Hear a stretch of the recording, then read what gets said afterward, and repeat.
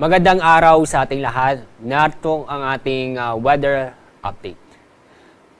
Fair weather po tayo sa Luzon, kung saan ay makakaranas ng bahagyang maulap hanggang sa maulap ang kalangitan.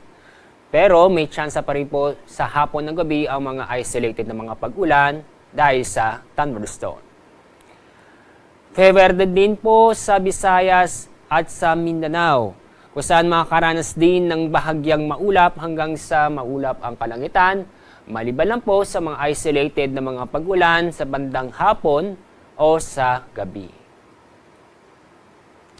Mula sa latest image ng Himawari, inyong makikita, walang low pressure area o bagyo sa loob ng ating Philippine Area of Responsibility.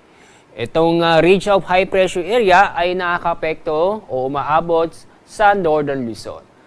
Yung ridge of high pressure area, ito yung extension mismo ng high pressure area na kung saan magbibigay ito ng maganda ang panahon. Yung habagat naman ay hindi po umaabot sa ating bansa. Kaya nasa monsoon break po tayo.